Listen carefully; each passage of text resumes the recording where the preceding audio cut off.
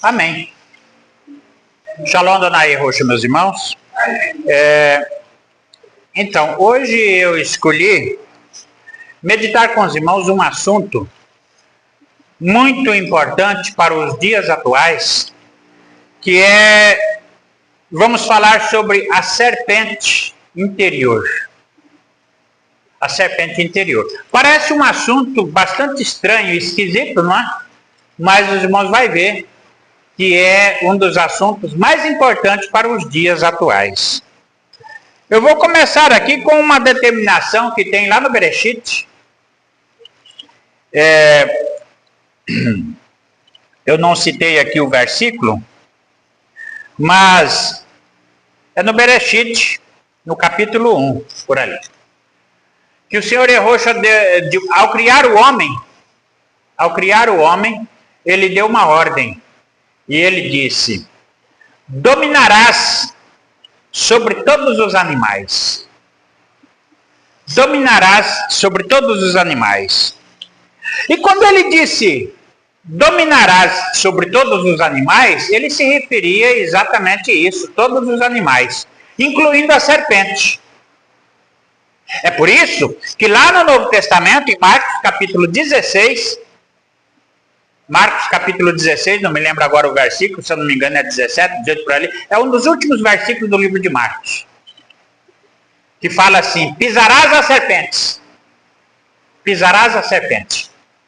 dominarás sobre todos os animais e pisarás a serpente. E no livro do profeta Ezequiel, no capítulo 2, fala que o Senhor Yehoshua, quando escolheu o profeta como profeta, para ele ser profeta, ele disse: olha, você vai pisar sobre escorpiões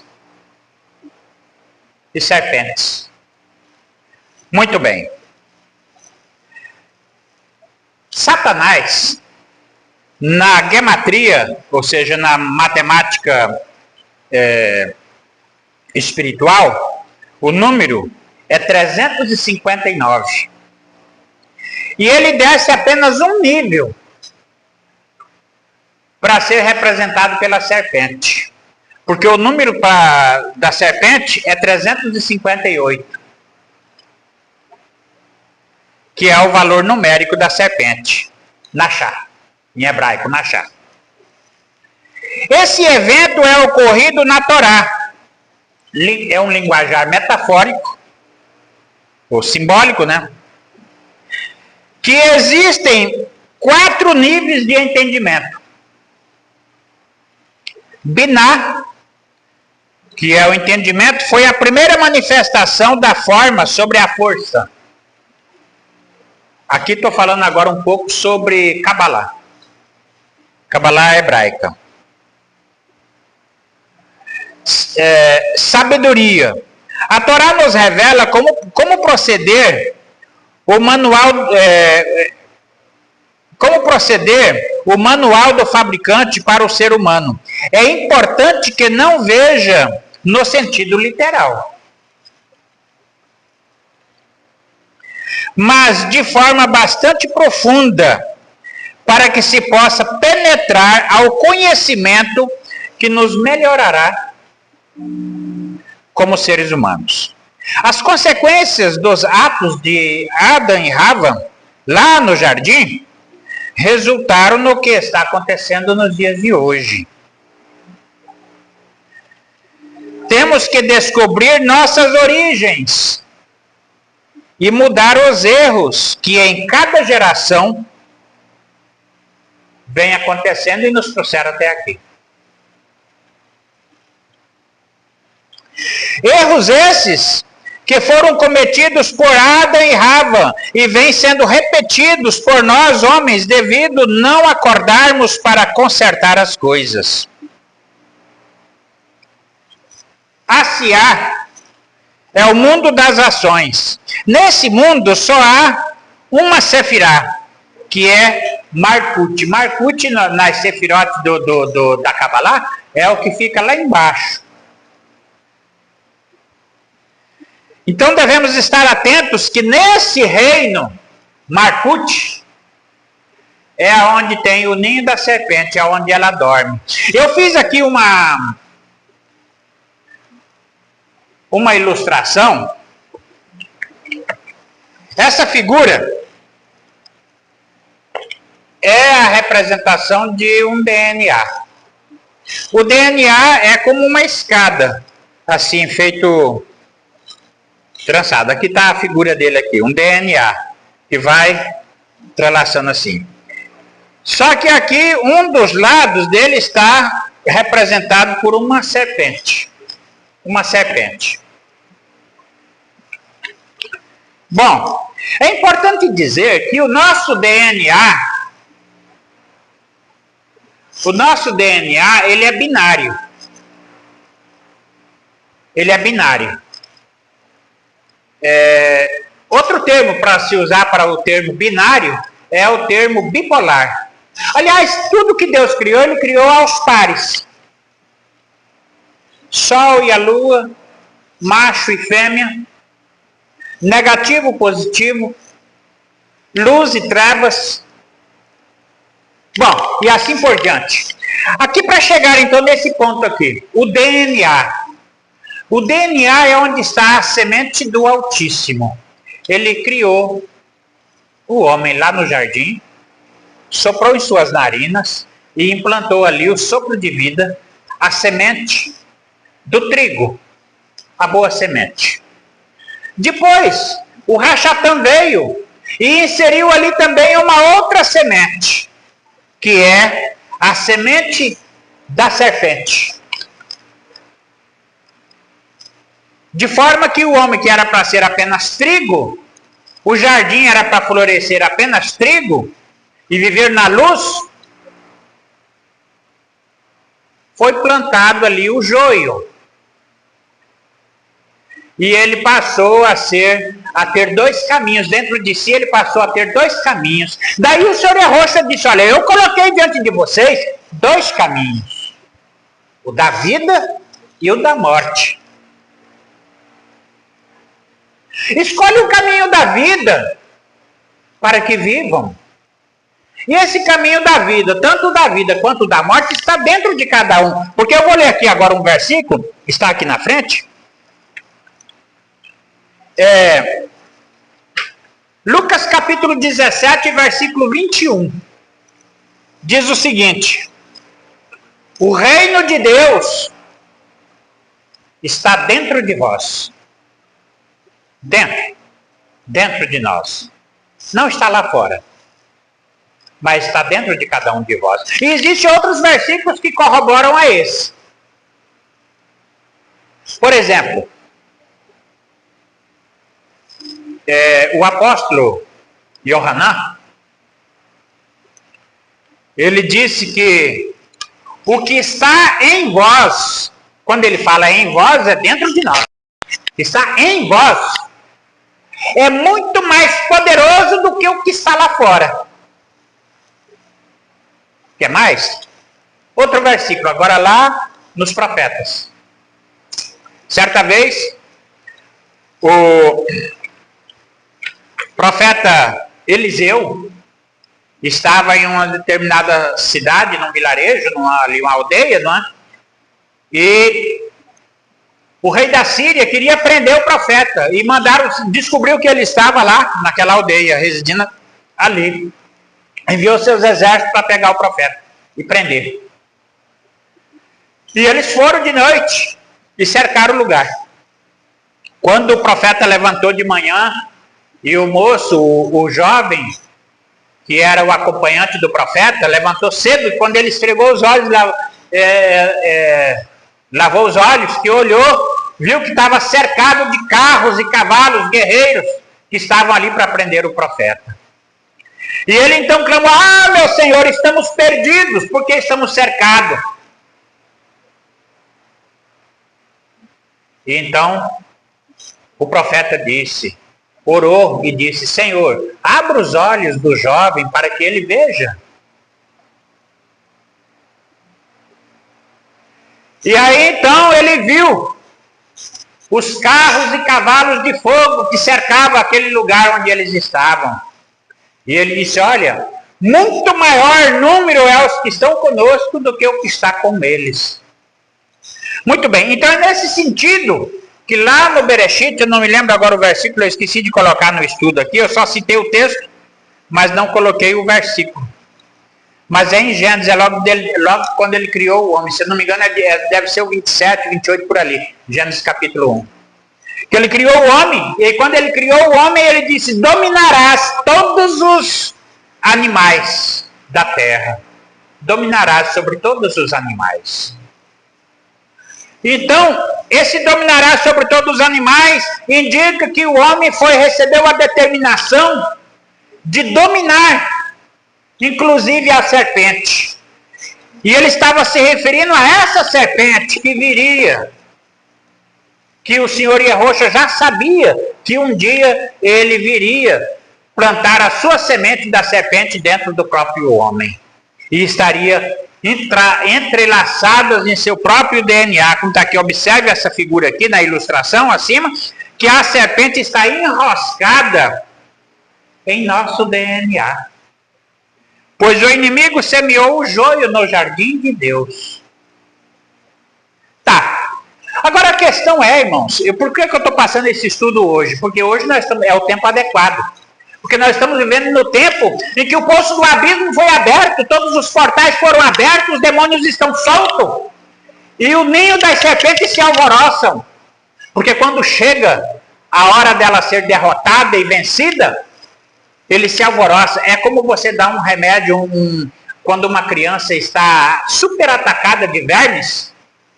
Aí então, o médico passa um remédio forte para aquela criança tomar. Se não tiver cuidado na aplicação daquele remédio, o remédio alvoroça demais aquelas vermes, né? Então, quando se aplica um veneno em um formigueiro, qual é a primeira reação de todas as formigas antes de elas morrerem?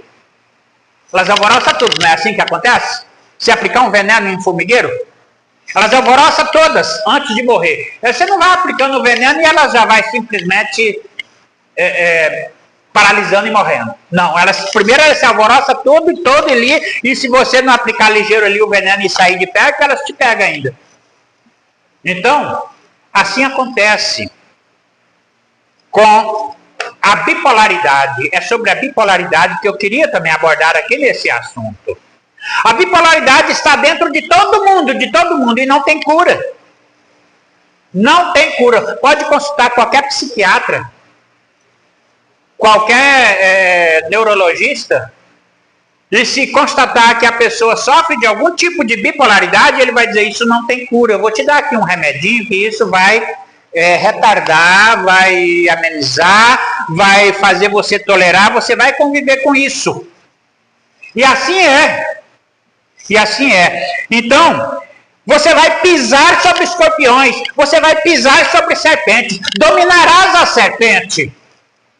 Você terá que dominar a serpente e suportar isso e aguentar até o grande dia, quando o Senhor vier. Porque quando o Senhor vier, então ele verdadeiramente vai extrair a serpente de nosso DNA. Essa é a realidade.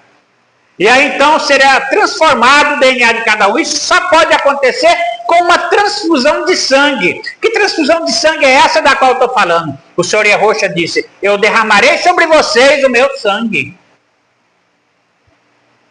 Derramarei sobre vocês o meu sangue. Isso no final dos dias. Aquele que for predestinado para a salvação, que for salvo, terá então o batismo de fogo.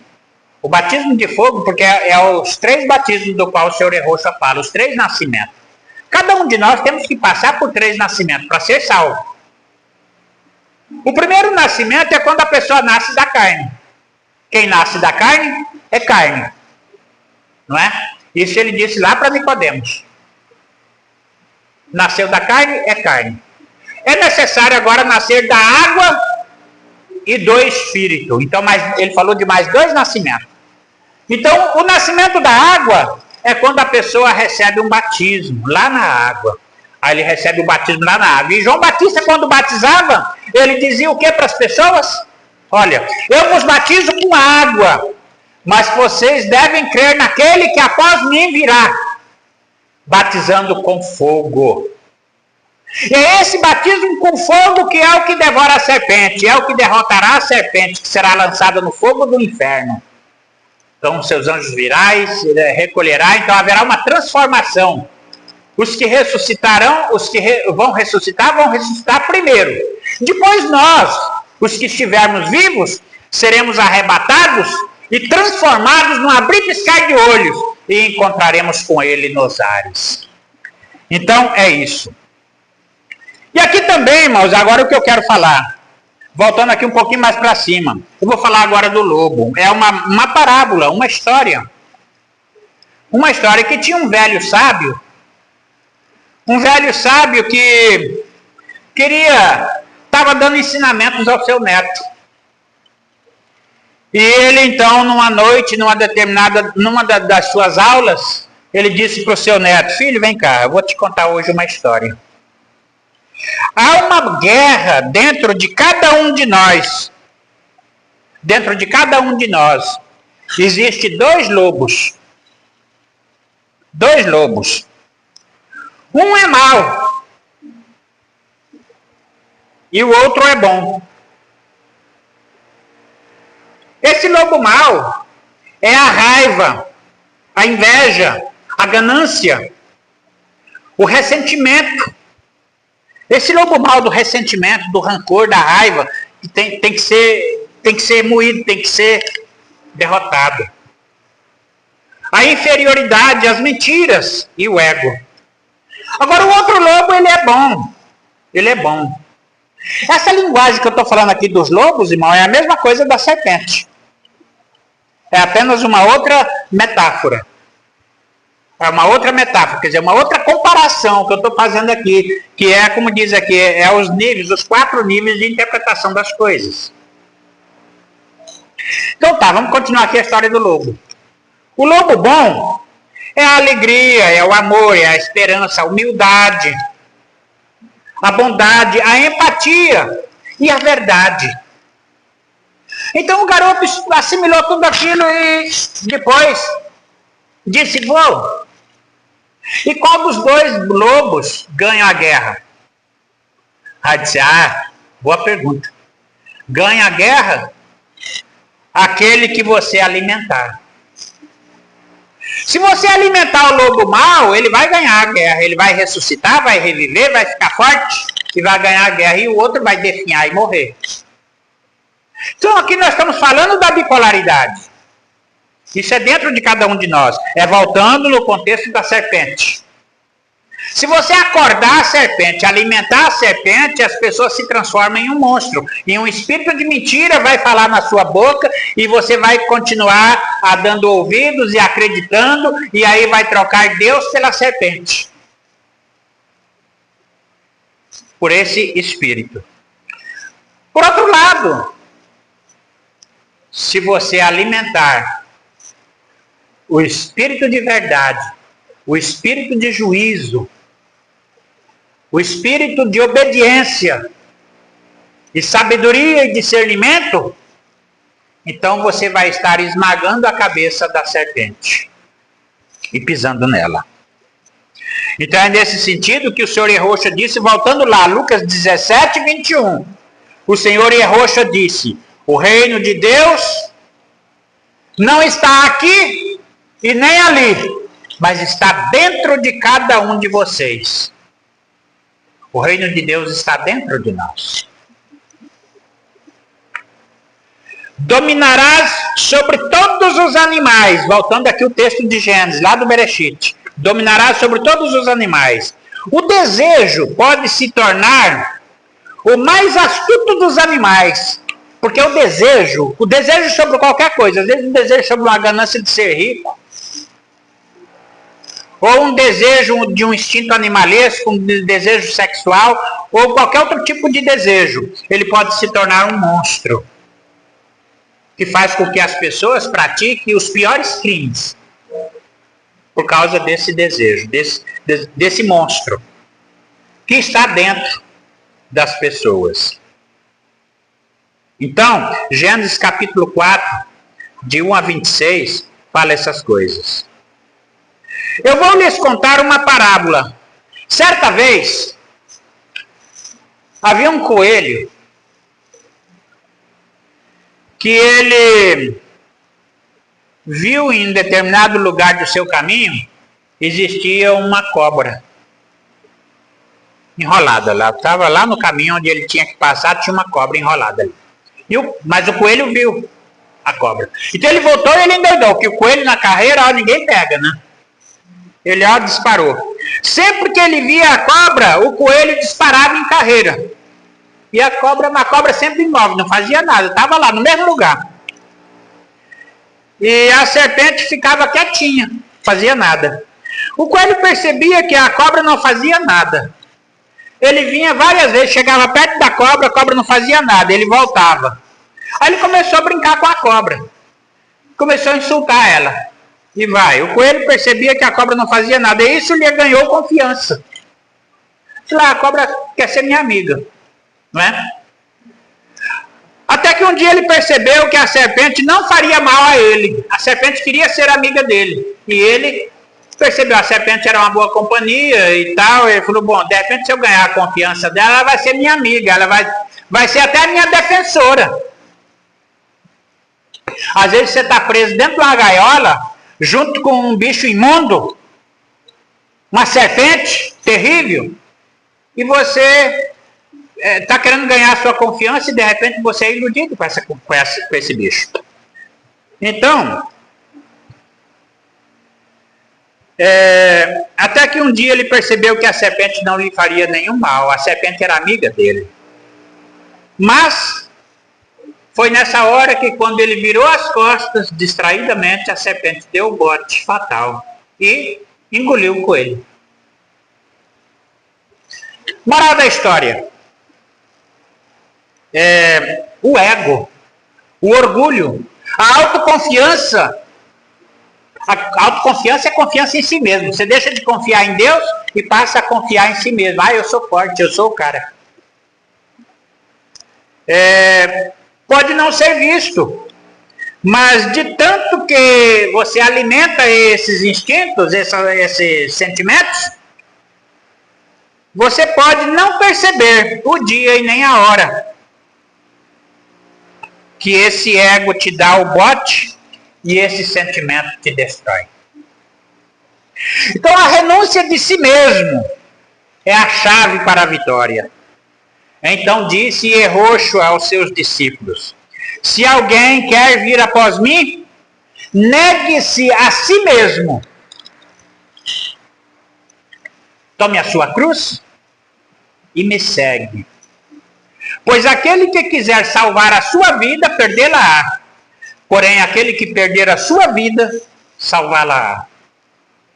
Parece um jogo de palavras, não é? Mas é muito interessante isso aqui, você observar essas parábolas, esses textos, essas palavras de sabedoria que o Senhor Yeshua nos dá, analisar ela nos 4 níveis de interpretação. E por um momento, essas palavras difíceis assim, você pode até esquecer o sentido literal. Você pode pular logo para o 2º e para o 3º nível. E procurar logo o nível espiritual, que é o 4º nível de interpretação. Então a pergunta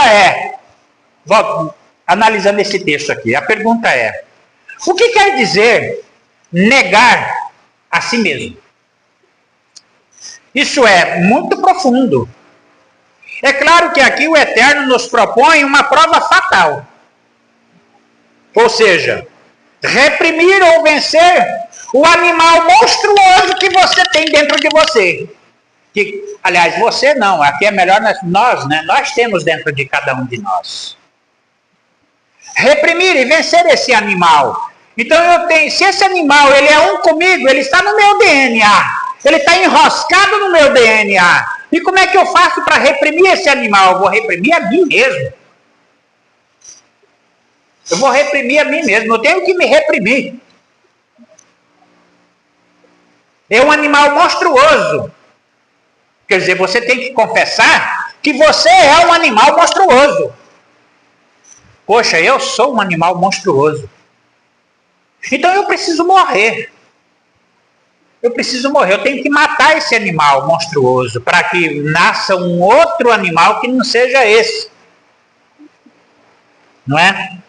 Que existe dentro de cada um de nós. Que animal é esse que vive adormecido em alguns? Adormecido em alguns, porém desperto em outros. Dentro de cada um. Gênesis capítulo 3, de 1 a 7. Lá está falando desse animal, que é a serpente. A serpente apareceu para Eva toda bonitinha, toda espertinha, né, e sábia. Era o animal mais astuto que existia entre todas as animarias do campo. E Eva se cativou com a mulher e quis conversar com ela. Foi o primeiro erro dela. Querer conversar com quem não devia. Foi conversar com a serpente. Foi alisar. Até teve um irmão que um dia desses sonhou. Batia a mão assim na cabecinha, igual a gente quando brinca com o negão, né? Bate a mão na cabecinha dele, bate a mão por baixo do queixo e tal. Que bonitinho, oh, que engraçadinho. Tá? Você quer... Tá com fome, negão? Você quer brincar? Aí pronto, aí a cobra ganhou confiança. Aí a cobra percebeu que já tinha a confiança da mulher. Tudo que ela falasse ali agora, ela ia acreditar. E acreditou. E acreditou na cobra. Acreditou que ela podia ser Deus. Ó, no dia que você comer dessa fruta, vai abrir os seus olhos e você vai ser semelhante a Deus. Semelhante ao Altíssimo. E a mulher acreditou na cobra. E despertou dentro dela aquela cobra. Então, esse animal é o DNA da serpente edênica, que vive adormecido em alguns, mas totalmente despertado em outros. Então, as pessoas que é detectado bipolaridade, essa serpente está querendo acordar. E se não tratar e não cuidar adequadamente, aquela outra parte, que é a parte terrível, pode tomar conta da sua personalidade. E a sua verdadeira personalidade pode ser abafada, aos poucos pode ser sufocada e pode ser asfixiada. Então, esse instinto animal que vive tentando se manifestar em cada um de nós, por isso é que o nosso dever é renunciar. Esse instinto animalesco, que é o sentido de renunciar a si mesmo. Renunciar a si mesmo. A grande guerra contra o dragão é travada dentro de cada um de nós. Portanto, voltando lá que o Senhor Rocha disse, o reino de Deus não está lá fora, está dentro de cada um de nós. É claro que existe um dragão gigante lá fora que vai dominar o mundo, que está guerreando no mundo, etc. Existe. Só que a guerra começa aqui. A guerra começa dentro de nós primeiro. Porque se você não vencer o dragão dentro de você, você não tem como enfrentar o dragão lá fora. Então é por isso que os guerreiros, um verdadeiro guerreiro, até um dia desse, eu até compartilhei. Alguém compartilhou lá no grupo do WhatsApp, né? Compartilhou lá um videozinho de um guerreiro com a espada, com o escudo, com as armaduras, etc. Todo bonito, todo ornamentado para a guerra. Mas ele estava prostrado com a sua espada enterrada no chão, com a cabeça baixa ali, orando, prostrado, pedindo ajuda, pedindo auxílio do Eterno. Porque antes dele enfrentar gigantes e enfrentar feras lá fora, ele tinha que enfrentar primeiro o gigante, a fera, a serpente, o dragão monstruoso que está dentro dele. E quando ele vencer esse dragão, ele vai derrotar o dragão dentro de si mesmo e vai agora sim se transformar em um forte guerreiro de luz. E aí ele pode enfrentar o dragão lá fora. Só assim. Então a grande guerra contra o dragão é travada primeiro dentro de cada um de nós. Essa guerra não é contra carne e sangue. Se tem lá fora uma pessoa que está possuída pelo demônio. O que é possuído pelo demônio? O demônio que está possuindo ele ou ela não veio de longe. É um dragão que estava dormindo dentro dele ou dela e acordou. E ela alimentou e ele agora quer manifestar. Então a nossa guerra não é contra carne e sangue, mas é contra as hostes espiritual da maldade que está instalada onde? Nos lugares celestiais, que é dentro de nós. O nosso corpo são os lugares celestiais. O nosso corpo é templo do Espírito Santo, não é lugar de morada de nenhuma serpente ou de nenhum bicho ruim. Então, olha, Efésios 6, verso 12. É uma guerra espiritual. Essa guerra não é contra carne e sangue. O nosso Adonai Yehoshua explicou isso detalhadamente na parábola do trigo e do joio. Nós já falamos ali atrás. Então, na parábola, Yehoshua explica, no verso 35 do capítulo 13, ele explica essas parábolas e revela segredos que foram escondidos desde a fundação do mundo.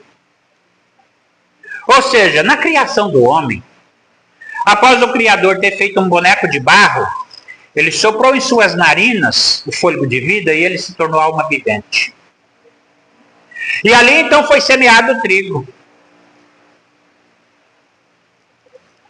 Porém o inimigo também estava lá. O inimigo estava lá, presenciou tudo aquilo. E ele teve inveja e ciúmes do Altíssimo que criou o homem. Ele, não, eu também posso. Ele não podia criar, fazer uma criação para ele. Então eu não posso criar, mas eu posso aperfeiçoar essa aí que já está feita. Eu posso modificar essa, eu posso aperfeiçoar. Eu acho que ele falhou em alguma coisa, eu vou modificar aqui e fazer umas mudanças. Aí eu vou colocar dentro dele uma cobra.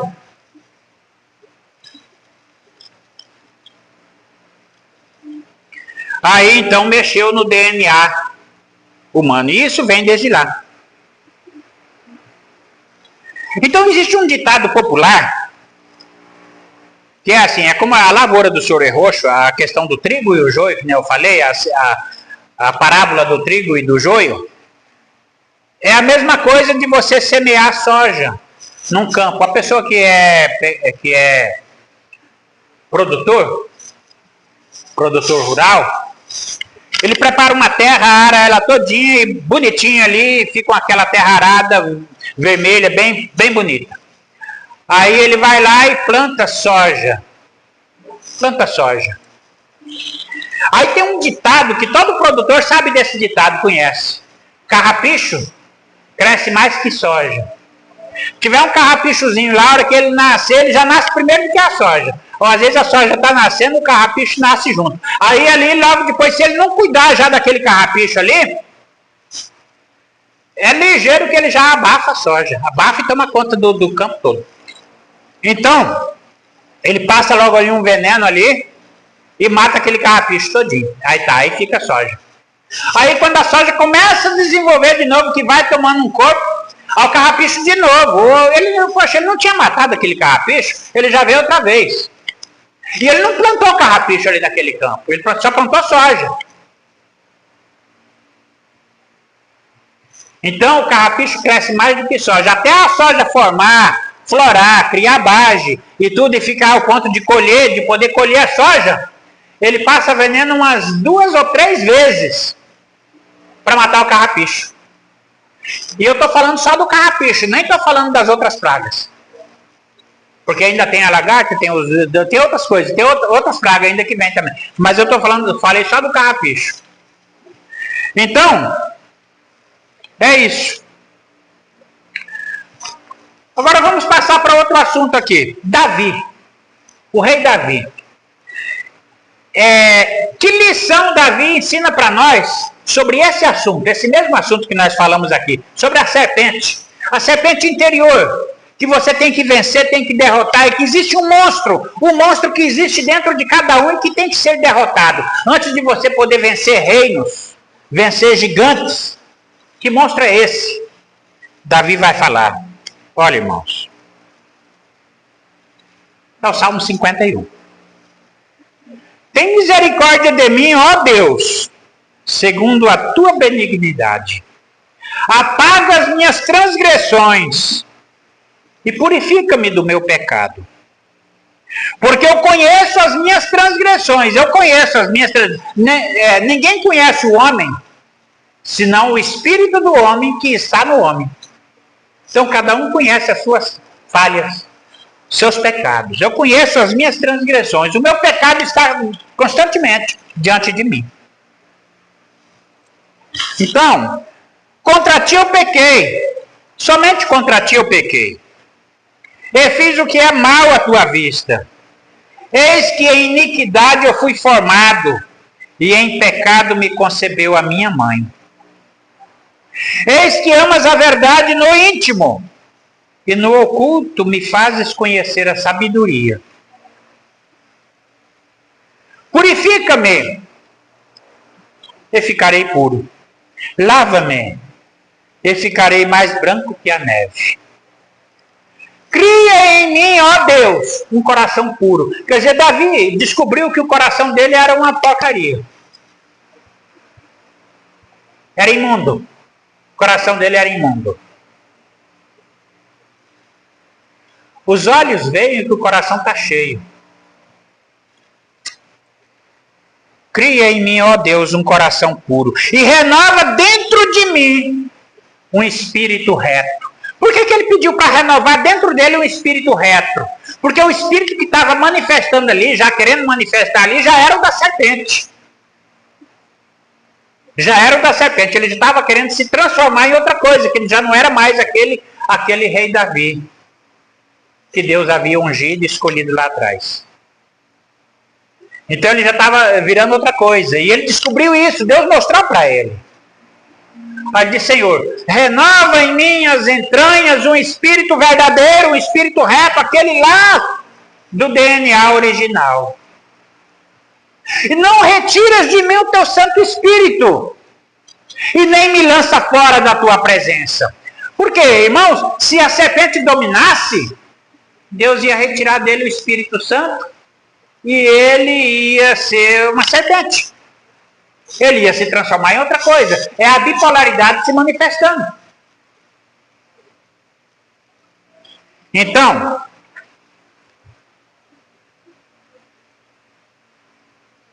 interpretação do Salmo 51. Então,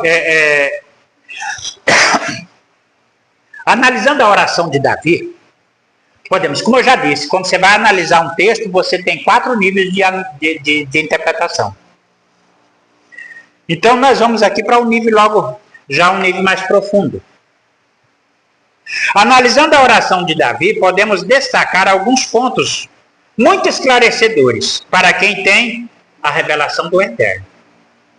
Primeiro, Davi descobriu que a sua iniquidade e pecado era um pecado hereditário, que nem não nasceu ali com ele, já vinha de longe, ele só reviveu essa iniquidade. Ele só alimentou ela, porque o monstro já estava ali, a serpente já estava ali dentro dele, há muito tempo. Agora ele deu vida, ele alimentou, certo? Então estava na genética dele. Então antes de nascer já era um pecador, antes de nascer ele já era um pecador. Isso prova não apenas a nossa pré-existência, como também prova que somos portadores da semente reptiliana da serpente, que está lá no nosso DNA, que é também chamado de joio, que é a iniquidade de origem genética e hereditária. Então Davi deixa registrado que a sabedoria do Eterno é revelada no oculto. Quer dizer, quando a gente busca com humildade a sabedoria, o Eterno revela. Ou seja, nas parábolas, nos enigmas, e nos sonhos, visões e revelações proféticas concedidas aos seus ungidos, ele revela as coisas. Então Davi descobre que a única forma dele se livrar da semente da serpente era se o Criador criasse nele um coração novo. Porque esse coração meu aqui já não presta mais não, está condenado, eu preciso de um transplante. Um transplante de coração. E que só Deus pode me dar um coração novo. Tanto que é promessa. Está lá nos livros dos profetas, Jeremias fala e outros profetas falam também. Essa é a nova aliança que eu farei com eles. Arrancarei de dentro deles esse coração imundo de pedra e colocarei ali um coração novo de carne. Então esse transplante de coração só o Eterno pode dar. E ele vai nos dar também uma renovação de DNA. Ele vai nos dar também uma transfusão de sangue, quando ele promete derramar sobre nós o seu sangue. Então, mas é isso que ele pede: Senhor, me dê um coração novo, um coração bom, porque o meu coração não presta mais. Eu sei que eu não posso curar mais esse coração, porque ele não tem cura. A bipolaridade não tem cura, mas no dia que o Senhor e a Roxa quiser curar, ele cura no momento. Ele tem que trocar alguma coisa dentro de nós. É preciso de um transplante de DNA. Isso é complicado, hein, irmãos? Transplante de DNA, o que eu falei? Eu nem não ia falar isso, mas deixa para lá. Olha, aquele que nos criou pode nos renovar. Irmãos, em primeiro lugar eu tenho que acreditar que Deus é o meu Criador. Ora, é como o oleiro. O oleiro, ele cria um vaso. Se o vaso não presta, ele quebra aquele vaso e utiliza aquele barro ali para fazer um novo vaso. Se eu acredito que o Criador é o meu Criador, e eu sou criatura dele, foi ele que me fez, então eu posso muito bem acreditar que ele pode me renovar. Ele pode me dar um coração novo. Ele pode me dar um sangue novo. Ele pode me dar um DNA novo. Ele pode tirar de mim qualquer monstruosidade que tiver querendo brotar, querendo nascer. Então não é somente você vencer o monstro que se manifesta. Você tem que vencer o DNA do monstro. Você tem que vencer a semente, enfim, qualquer coisa. Qualquer coisinha que tiver desse monstro você tem que tirar, tem que arrancar. Então Davi, apesar de sua herança maldita do joio, ele apesar de tudo, ainda tem a semente divina em seu DNA. E por isso, pede: Senhor, eu sei que o teu Espírito, apesar de eu não merecer nada, que eu fiz tudo de ruim, eu não mereço nada, mas eu sei que o teu Espírito, pelo menos uma centelha dele, uma coisinha, uma faísca dele ainda está dentro de mim. Não retires. Não retires de mim o teu Santo Espírito e nem me lances fora da tua presença. Então é isso, irmãos. Por fim, Davi descobre que havia uma grande alegria de salvação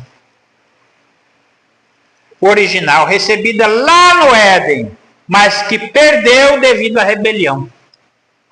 Então, humildemente, ele pede: Senhor, torna a me dar, devolve-me a alegria da tua salvação. Ora, irmãos, qual o significado da palavra devolve-me?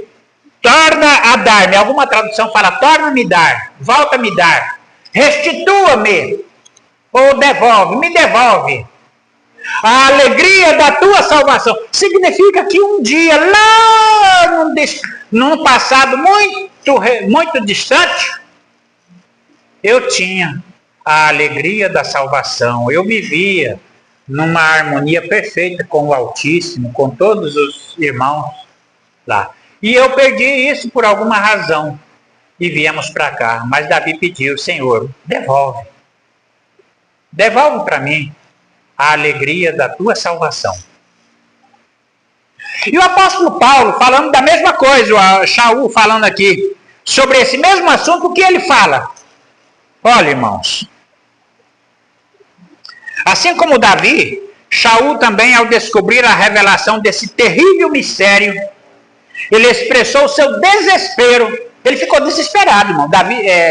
Paulo ficou desesperado mesmo, no literal sentido da palavra, do que significa um desespero. Ele diz aqui: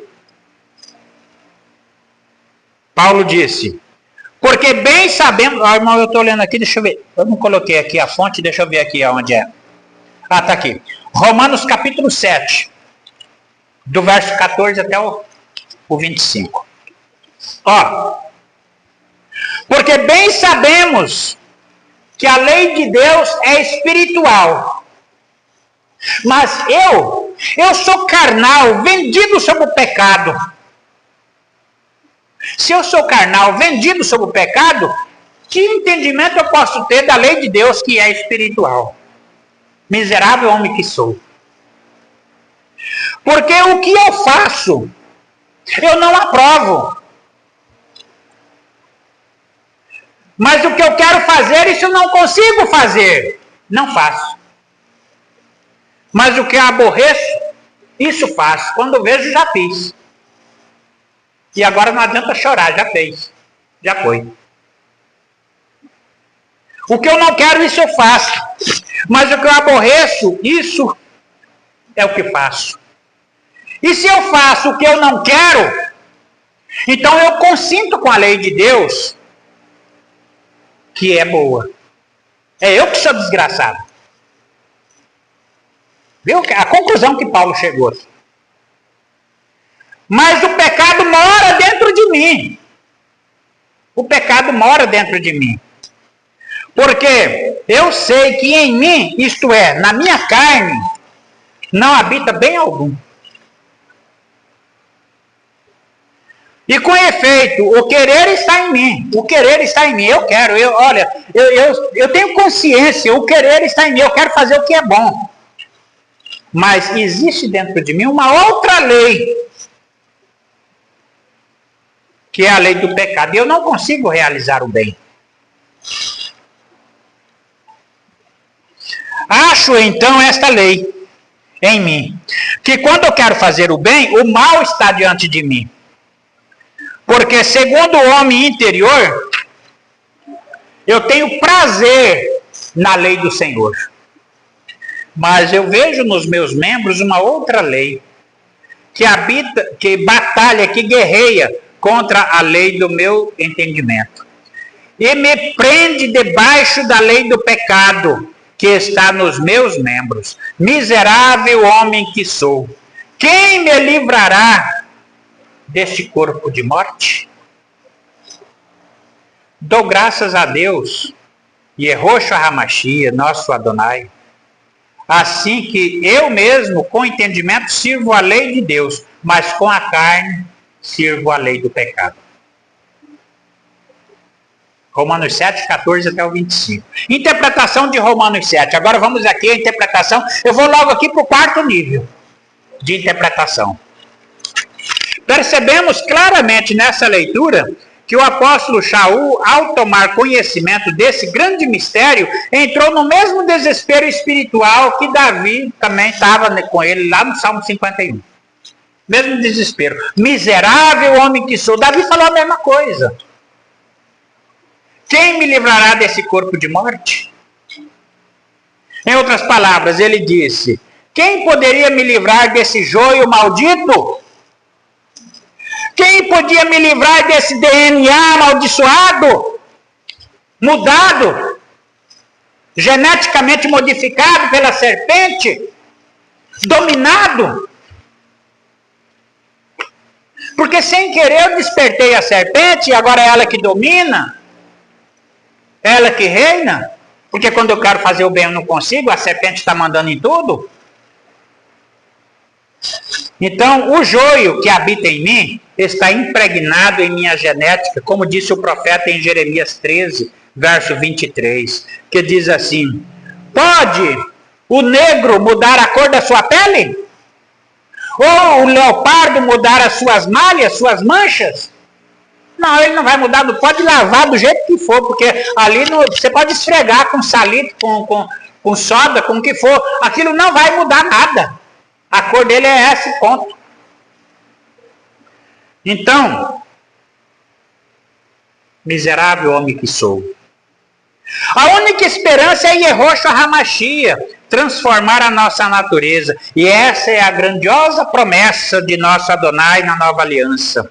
Mas esta é a aliança que eu farei com a casa de Israel. Depois daqueles dias, diz Yod Revavhe,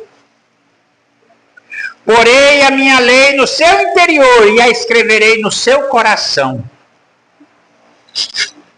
E eu serei o seu Deus e eles serão o meu povo. E não ensinará mais cada um ao seu próximo, nem cada um a seu irmão, dizendo, conheça o Senhor, porque todos me conhecerão. Então, diz o Senhor, porque eu lhes perdoarei a sua maldade. Nunca mais me lembrarei de seus pecados. Jeremias 31, verso 33 a 34. E Hebreus também, o capítulo 8, fala a mesma coisa. Então, o apóstolo Shaul compreendeu, Davi compreendeu. Com a graça de nosso Adonai Yehoshua HaMashiach, nós também compreendemos isso aqui tudo. Agora vamos falar um pouquinho sobre o bode. O bode emissário. Emissário a Azazel. Vou falar um pouquinho aqui de Azazel. Levítico capítulo 16 fala sobre isso. O sinistro significado do bode enviado a Azazel.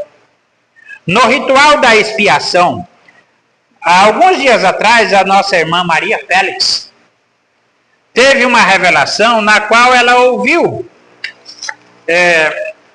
uma voz que dizia, Azazel morrerá. Glória a Deus. Sabe quem é Azazel que vai morrer? É aquela serpente enroscada no nosso DNA. Ele vai morrer no dia que o Senhor Yehoshua tirar ele de lá. É como você vai tomar um vermífugo muito forte e vai matar essa cobra, essa serpente. Então, olha, a pergunta é, por que no ritual da expiação havia dois bodes? Dois bodes. Da mesma forma que existe dois polos no nosso DNA. Dois braços. É como a figura de uma escada, né? Assim. Uma escada. E ela tem dois braços. Nós estamos falando desse. Um desses aí é a serpente. E outro é o trigo. Então, a pergunta é por que existia dois bodes, um dos quais representava Azazel, que é o nome de um demônio? E por que esse bode era enviado para o deserto, onde ficaria amarrado ao sol quente, a fim de morrer de sede e de insolação do sol quente lá no deserto? O bode era para morrer assim, não era para dar água para ele, amarrava ele lá no deserto, na areia quente. E lá ele ia morrer de sede. Esse bode da expiação, no dia da expiação. E o outro bode era sacrificado, que era representando o Senhor Yehoshua HaMashiach, né? Que representava o sacrifício pelos nossos pecados, que derramava o seu sangue, e depois esse sangue vai ser derramado sobre nós, para a nossa purificação do DNA. Agora, o que significa aquele bode, irmãos, que foi levado no deserto e ele tinha que morrer de sede? O Senhor Yehoshua foi também como bode emissário. Ele foi também levado pelo Espírito ao deserto. Por 40 dias ele ficou lá, passando fome e sede. E lá ele venceu Azazel, que Azazel apareceu para ele. Que Azazel é o demônio do deserto.